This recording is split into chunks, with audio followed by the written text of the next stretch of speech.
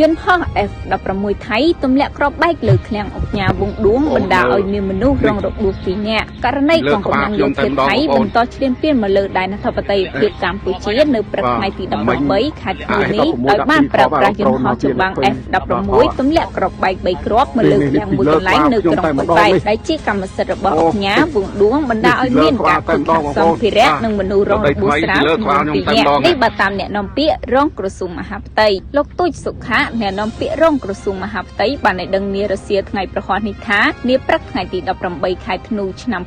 2025យន្តហោះ F-16 របស់ថៃបានទម្លាក់គ្រាប់ចំនួន3គ្រាប់ចូលតំបន់ទីប្រជុំជនស៊ីវិលរបស់កម្ពុជាភូមិផ្សារកណ្ដាលសង្កាត់ផ្សារកណ្ដាលក្រុងប៉ោយប៉ែតខេត្តបន្ទាយមានជ័យបណ្ដាឲ្យខូចខាតអគារមួយខ្នងដំបូលឃ្លាំងអុកញ៉ាវងដួងផ្នែកខាងត្បូងសម្ភារៈមួយចំនួនទៀតនិងមានអ្នករងរបួសស្រាលចំនួន2នាក់គិតមកដល់ថ្ងៃទី18ខែធ្នូឆ្នាំ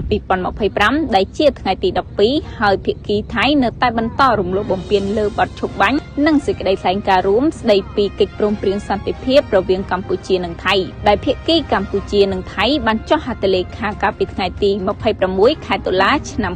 2025នៅថ្ងៃទី18ខែធ្នូនេះយោធាថៃបានប្រើប្រាស់យន្តហោះចម្បាំង F-16 ទម្លាក់គ្រាប់បែកក្នុងភូមិសាស្ត្រភ្នំខ្មោចនាវេលាម៉ោង